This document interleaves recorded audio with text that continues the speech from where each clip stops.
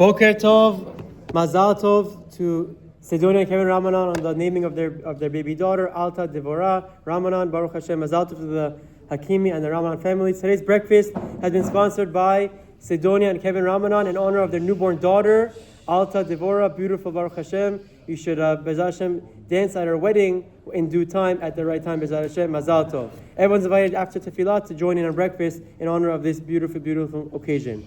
We are now discussing, very brief, 2 minutes a day, of halachot that pertain with Lashon Hara, evil speech, negative speech. And we are discussing now for a few days now, common misconceptions where it's still considered Lashon Hara in this scenario. We're up to category number 14, when even without a name, if one does not mention the name of the subject of Lashon Hara, but the listener can determine the identity of the culprit from his words, it is still considered Lashon Hara. This is a very common question that is always asked. What happens if I say something negative about someone, but I don't say his name, but we all know who you're talking about? It's still considered Lashon Hara, even if you didn't mention his name. Similarly, if one says Rechilut without stating the name of the person who spoke or acted against the other, but in a way that the listener can figure out who it was, that would be considered Rechilut. We explained Rechilut is peddling.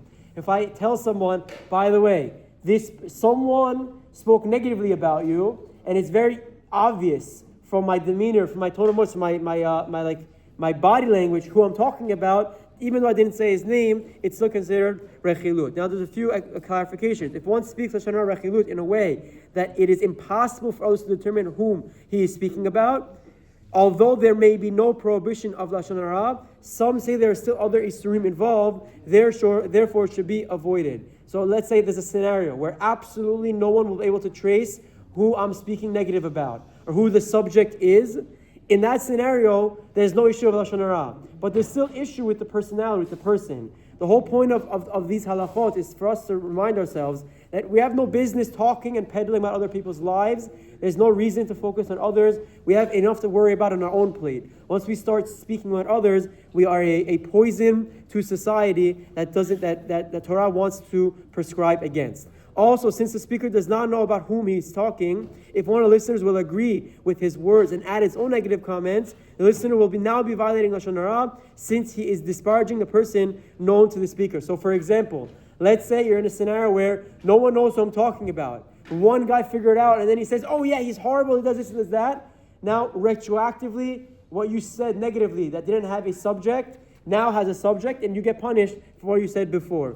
Lastly, Rav Chaim writes that a listener may not try to figure out the identity of the subject. If he is able to identify him, he will be causing retroactive sin of Lashon Hara to accrue to the speaker. Therefore, if the speaker knows the listener will investigate and try to figure out the identity of the subject, he may not say Lashon Hara. So obviously, it goes without saying that in this scenario where no one can possibly know who you're talking about, if someone does find out, then it becomes Lashon Hara. And if you know someone will go out of the way to find out who you're talking about, then obviously it should be avoided because it's the problem of Lashon Hara. Hazak Baruch and Mazal Tov to the beautiful baby girl. Hazak Baruch.